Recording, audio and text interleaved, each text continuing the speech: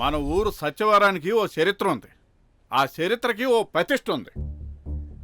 ఊరు మొత్తం అదిరిపోయేట్టు ఉత్సవాలు జరిపిస్తామని చెప్పి ఊరు పరువుని వల్లకట్లు కల్పేసినారు ఈ తండ్రి కొడుకులు. ఊరుకోబోయా నీ ఊకతంపుడు ఉపన్యాసం నువ్వును. ఓ ఇందాకని చూస్తున్నాను ఊరు జనాలందరం ముందు నన్ను ఇన్సల్టింగ్ చేస్తున్నావు. నా కొడుకు ఏడు తప్పు చేశాడని ఈ ఏడు చేసినా ఊరోళ్ళ వినోదం కోసం చేశాడే తప్ప నీ ఫ్రెండ్ కొడుకులాగా ఊరోళ్ళు ఉసురు పోసుకోలేదు. ఆ రేటు తప్పు చేశాడని లేదా మీ అందరు చూస్తుండ్రు. ఈ నెల మీలో ఎవరికైనా సరే పెన్షన్లు వచ్చినాయా? రావు. ఎందుకంటే ప్రెసిడెంట్ గారు పెన్షన్ డబ్బులు అడిగారని ఈ ఆనంద్ గారు ఈఆర్ఓ దగ్గరికి వెళ్ళి ఆ డబ్బులు తీసుకొని ఊరు సొమ్ము రాంభజన్ లాగా జల్సా చేసేసినాడు. ఇప్పుడు చెప్పండి, ఈయన గారి స్నేహితుడు కొడుకు చేసిన తప్పు కంటే నా కొడుకు చేసిన తప్ప అని అడుగుతున్నాను. చెప్పండి. ఆనంద్, ఆయన చెప్పింది నిజమేనా? కనపడుతుంది దానికి గోడకి చూసేయడం ఎందుకు, కాకడాలు బట్టి ఎతికేయడం ఎందుకు? కావాలంటే ఈఆర్ఓ అని అడగండి. కృష్ణమూర్తి, ఇందులో ఒకటి తప్పేం లేదు. రేపు ఉత్సవాలకు అవసరం అవుతామోనని నేనే తెమ్మన్నాను. ఉత్సవాలు అయిపోయాక తిరిగి ఇచ్చేద్దామని.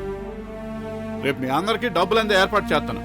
ఇక మీరు వెళ్ళొచ్చు, వెళ్ళండి. ఈ దగులు బాజోడు చేసిన పనికి ఈ పెద్ద ఆయన తప్పు తన మీద వేసుకున్నాడు పాపం. దుర్మార్గుడా, తల్లి లేని లోటును తీర్చాలని గారాబంతో పెంచితే ఆ పెద్ద మనిషి తలదించుకునేలా చేస్తావా? అసలు మనం ఎవరు? ఆయన మనల్ని ఏ రకంగా ఆదుకున్నాడు? అసలు ఈ ఊరు ఎలా వచ్చామో తెలుసా నీకో?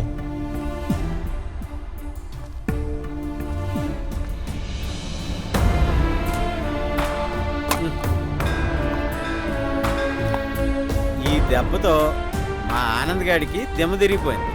కానీ మా ఊరు దశ మాత్రం మారిందండి. అదేంటో తెలుసుకోవాలనుకుంటారా? ఈ కాఫీలు తాగిరండి, తీరిగ్గా సూదురుగానే. మీ మావయ్య విద్యార్థి దశ నుండి ఒక నాయకుడిగా, ఒక రౌడీగా, రాజకీయ నాయకుడిగా తనకంటూ ఒక సామ్రాజ్యాన్ని సృష్టించుకున్నాడు. తను చేసే తప్పైనా ఒప్పైనా తన మాటకెదురుగా తన పరాయి అని భేదం లేకుండా ఆ లంతు చూసే రకం మీ మావయ్య. ఈ రోజు మన కార్యక్రమాలు ఏంటి? ఈ రోజు మన ఫ్యాక్టరీ పక్కన ల్యాండ్ విషయం ఉదయ్తో మాట్లాడాలి సార్.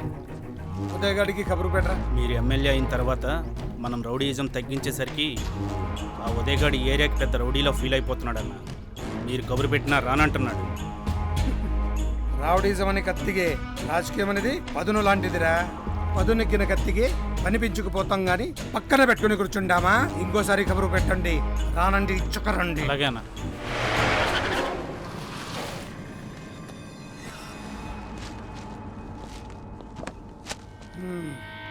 నా ఫ్యాక్టరీ పక్కన కదా నీ 10 ఎకరాల ప్లేస్ నాకు కావాలి. ఊరికనే కాదు, ఉన్న రేట్ ఇచ్చిస్తా. నీ ఫ్యాక్టరీ రేట్ ఎంతో చెప్పు, రేపే రిజిస్ట్రేషన్ చేసేస్తా. నాకు అవసరమైనది ఏదైనా ఆక్రమించుకోవడం తప్ప అడిగి తీసుకుని అలవాట్లేదు. ఈ ఉదయ్ గాడిని బెదిరించినోడెవడు ఇంతవరకు రేపటి ఉదయాన్ని చూడలేదు.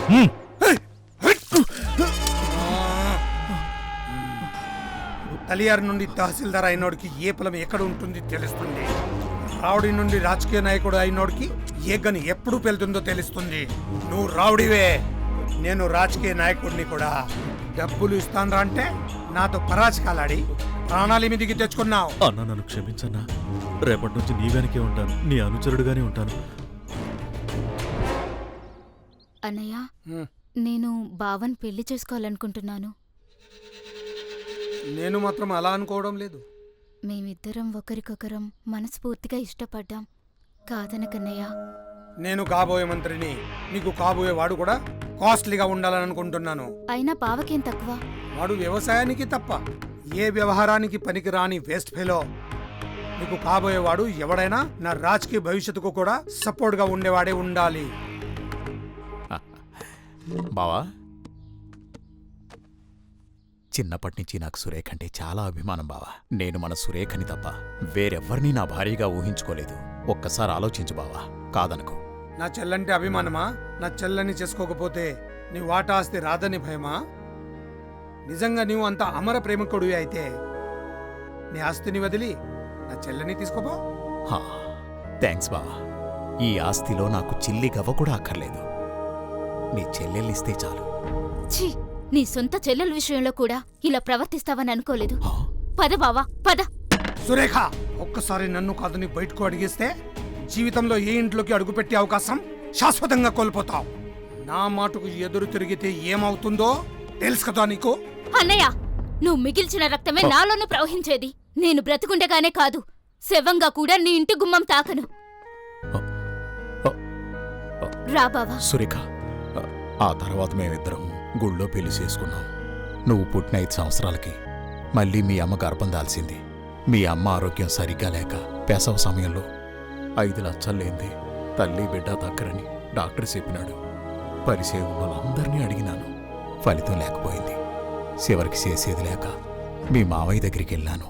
బావా, మీ చెల్లి నిండు గర్భిణి, చావు బ్రతుకులో ఉంది. తల్లి బిడ్డలు బతకాలంటే ఆపరేషన్కి 5 లక్షలు కావాలంటున్నారు డాక్టర్ గారు. దయించి సాయం చేయండి బావా. ప్రాణం మీద కోస్తేనే పైసా విలువ తెలిసేది. ఇది వాదించుకోవడానికి సమయం కాదు బావా. నీవు మగాడివి అయితే ఇప్పుడు 5 లక్షలు సంపాదించు, నీ భార్యని బ్రతికించుకో, అప్పుడు వచ్చి నాకు క్షమాపణలు అడుగు. తర్వాత 5 లక్షలు ఏంటి, నీ ఆస్తి మొత్తం ఇచ్చేస్తాను. అప్పటి వరకు నాకు కనిపించవద్దు. అవుట్. ఏం చెయ్యాలో తోచక హాస్పిటల్కి వెళ్తున్న నాకు ఒక అపరిచితుడు ఎదురై ఆపరేషన్కి సరిపడా డబ్బులిచ్చినాడు. కానీ అప్పటికే మీ అమ్మ ఆరోగ్యం క్షీణించి బిడ్డని ప్రసవించి మిమ్మల్ని ప్రయోజకుల్ని చేయాలని చెప్పి మీ అమ్మ చనిపోనది. ఆ విషయం తెలిసిన మీ మావయ్య ఎప్పటికైనా తన ఆస్తికి అడ్డొస్తానని తలచి రౌడీలకు చెప్పి అంతం చేయాలనుకున్నాడు. నిస్సాయ స్థితిలో ఉన్న మనల్ని ఈయన కాపాడి ఈ ఊరికి తీసుకొచ్చాడు. పసిపిల్లలతో నువ్వు ఎక్కడికైనా వెళ్తావు. ఇలా అంతన్నానని నువ్వేమీ అనుకోకపోతే మీరుంటానికి ఇళ్ళు, బతకడానికి కొంత పొలం, అంతకు మించి నా హృదయంలో సుస్థిరమైన స్నేహితుడి స్థానమిస్తాను. ఏమంటావు? మీ మాటను కాదనను, కానీ నాకు మాట ఇవ్వాలి. నేను చెప్పే వరకు నా గతం గురించి మీరు అడగకూడదు. సరే. అలా ఈ మహానుభావుడు మనకు సాయం చేసినాడు. ఇంతకాలం నువ్వు ఎన్ని ఎదవ పనులు చేసినా ఏమీ అనలేదు. కానీ ఈరోజు నువ్వు చేసిన తప్పుని తన మీదేసేసుకొని నిన్ను కాపాడినాడు. ఇంకా ఈ త్యాగమూర్తి మంచితనాన్ని భరిస్తూ ఆయన్ని వంచిస్తూ ఈ ఊర్లో ఉండలేను. రేపు పొద్దు పొడిసేలోపు నువ్వు ఈ ఊరు వదిలిపో, లేదంటే నేనే వెళ్ళిపోతాను.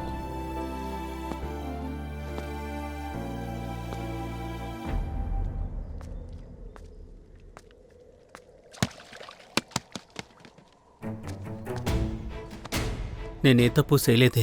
నాకు తెలుసన్నయ్య. ఈ అవమానంతో ఈ ఊర్లోనే కాదు, ఈ లోకంలోనే ఉండలేను. నువ్వు అమ్మని చూడాలని ఆరాటపడుతున్నావు. నాకు అమ్మని చూడాలని ఉంది. నేను చూపిస్తా. మీ అమ్మ ప్రేమ ఎలా ఉంటుందో నేను చూపిస్తా. బ్రతికున్న ఎంతో మంది అమ్మల ఆకలి తీర్చే మార్గాన్ని నేను చూపిస్తా. నువ్వు ఈ ఊరు విడిచి వెళ్ళిపోయినా, ఈ లోకం విడిచి వెళ్ళిపోయినా నలుగురే నువ్వు నిర్దోషు అని నమ్ముతారు. కానీ నలుగురు నమ్మాలంటే పోగొట్టుకున్న చోటే వెతుక్కోవాలి, చీకొట్టిన చోటే జై కొట్టించుకోవాలి. అయితే చెప్పండి, ఏడు చేయాలో? వ్యవసాయం బ్రదర్. వ్యవసాయమా? అవును బ్రదర్.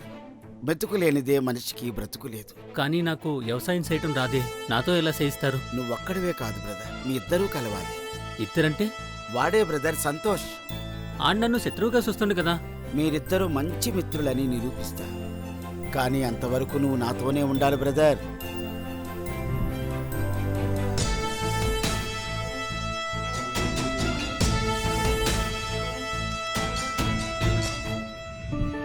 చూశారా బ్రదర్, మీ అతి ప్రవర్తన ఎలాంటి అనర్థాలకు దారితీసిందో. ఇన్నాళ్ళు నదీ ప్రవాహం లాంటి మీ యువశక్తిని సముద్రంలో కలిపి ఉప్పునీటిని చేశారు. ఇప్పుడు అదే ప్రవాహానికి ఆనకట్టు కట్టి ఆ నీటిని పొలాల వైపు మళ్లించండి. ఈ భరత భూమిని భాగ్యభూమిగా మార్చండి.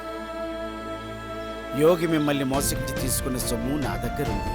మీ విగ్రహాల కలెక్షన్ సొమ్మును కూడా జోడించి దానిని పెట్టుబడిగా పెట్టండి. ఊరికి నలువైపులా ఉన్న అన్నపూర్ణమ్మ గారి బీడు భూముల్ని బంగారు భూములుగా మార్చి ఆమె కోరికను తీర్చండి. ఆకతాయిలను ముద్ర వేసిన ఆ జనాలే మీరు ఆనిముత్యాలని పొగడాలి. మీ కర్తవ్యాన్ని నిర్వర్తిస్తూ సరదాలు తీర్చుకోవాలి. విగ్రహాలు కట్టి తీరాలి బ్రదర్. అవును బ్రదర్, మనిషిలా బతకాలి తప్పిస్తే మనలోని కోరికలు తీర్చుకోవడంలో తప్పులేదు. మీ అభిమానుల విగ్రహాలు కట్టి మీకు మీరు ఆనందించండి. ఓ సరికొత్త స్థాపనకు నాంది పలకండి బ్రదర్.